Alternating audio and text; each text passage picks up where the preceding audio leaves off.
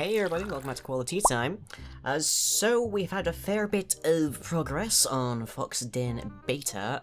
The new office, which is significantly larger than this one, is a hair's breadth away from being ready for having the flooring putting down, the walls going up, the painting of our new green screen that is significantly larger than this one, and significantly more opaque. In fact, I think you can almost make out a little bit the items and such that are behind here. So that won't be a problem. Also, will be a much better shade of green, so yay for that. Once we've gotten to that point, we'll also be working on Fuzz's office, so consequently Fuzz will have their nice little secluded area that they can be, and we won't occasionally hear them swearing at Destiny things in the course of streams and videos and the like. Obviously, however, we have not begun painting and such just yet, but we have gotten the walls ready, and I have a time-lapse for you on that. I don't know if this is necessarily a very interesting time-lapse, but, enjoy?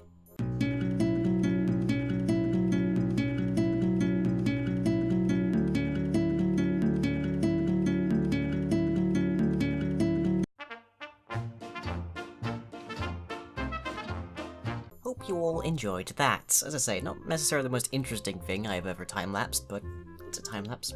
On the note of new hardware in the news today, we do also have a couple new pieces. So previously, my NT1A, which is this one, which is the lovely, soothing, kind of like wonderful radio mic you have there, was on this stand over here. And this stand has been broken for quite some time.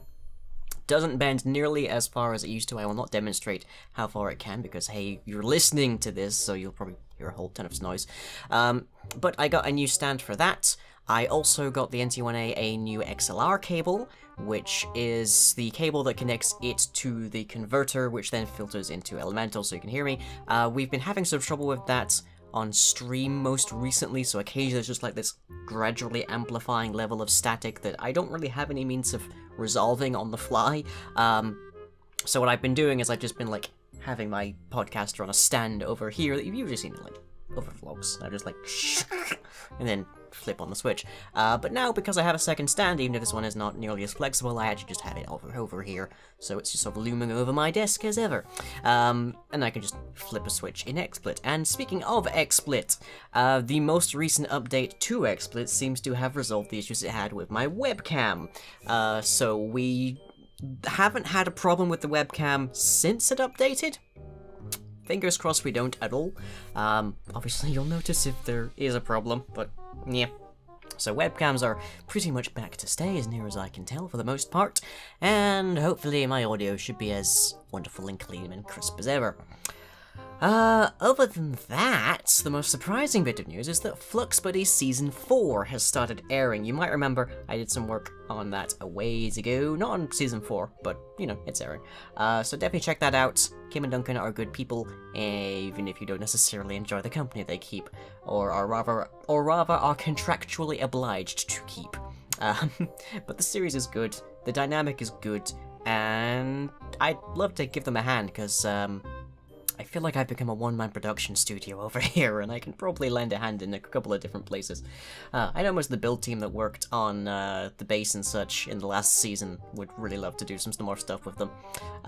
Very nostalgic, very chill. It's nice occasionally to do things that you are not the boss of, and it's a nice way to spend an evening just building a little base or something.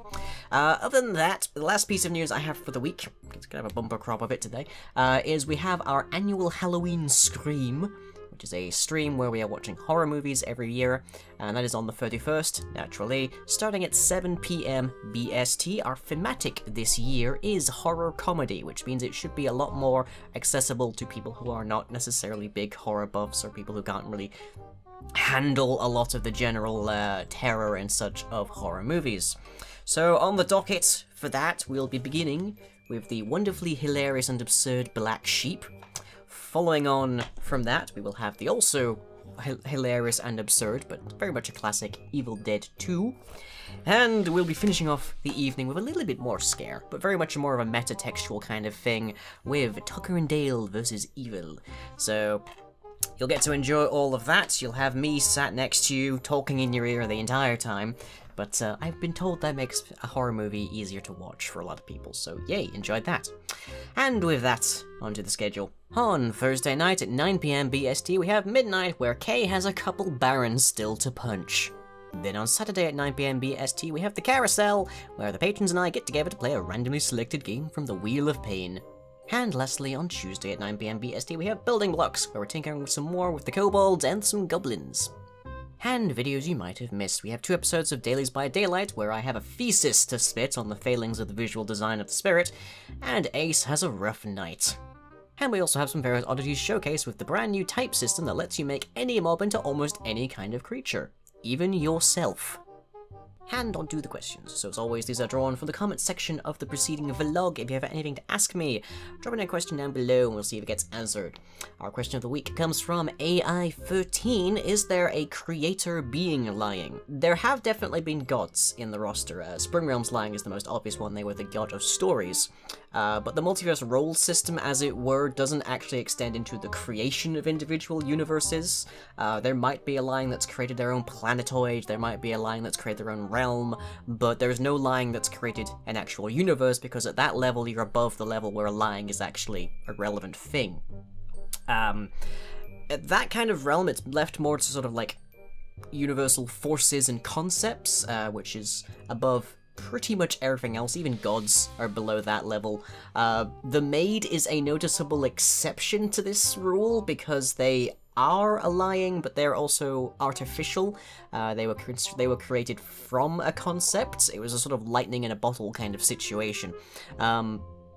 Also, doesn't seem to have gone down terribly well for the universe in question. But yeah, that's a thing in and of itself. So suffice to say, there aren't lyings that have made a universe, at least not to date. There are lyings that have been parts of universes, and a lying is a role present in pretty much every universe.